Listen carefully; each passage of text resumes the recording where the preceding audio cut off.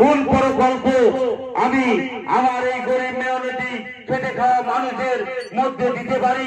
তিনি শান্তি চায়, তিনি চায় যে আমার এই গরিব অসহায় মানুষের বাড়ি বাড়ি আমার প্রকল্প পৌঁছে যাক। আমি যতদিন থাকবো, আমি যতদিন মুখ্যমন্ত্রী থাকবো, আমি যতদিন এই পশ্চিম বাংলায় থাকবো, আমি আমার এই মানে খেটে খাওয়া মানুষের বাড়ি বাড়ি প্রকল্প যেন পৌঁছে যায়, সেই চিন্তা ভাবনা তিনি করেছেন। তাহলে আপনাদের কাছে আমি অনুরোধ করব, ক্রেতা বিক্রেতা এবং চটে যারা বসে আছেন আমার ভাইয়েরা, খুব কষ্ট করে তারা বেচা কেনা করে এই বাবুরহাট বাজারে, তাদেরও আমি অনুরোধ করব মা বোনেদের বাড়ি গিয়ে বলবেন যে মমতা বন্দ্যোপাধ্যায় ছাড়া আর বিকল্প কিছু নেই। জোড়া ফুলে ভোটটা দেবেন, কারণ 29শে এপ্রিল আসছে দিন, জোড়া ফুলে ভোট দিন। এইটা আপনারা বোঝাবেন।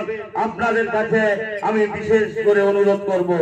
শুধু তাই নয়, আমাদের নেত্রী যেভাবে উন্নয়ন করে যাচ্ছেন, শুধু আমাদের মিনাখা নয়, পাহাড় জঙ্গল গঙ্গাসাগর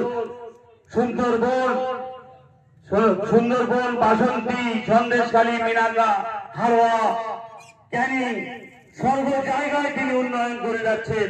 শুধু আমাদের উন্নয়ন নয়, তিনি বাংলাকে বাঁচাবার স্বার্থে সর্ব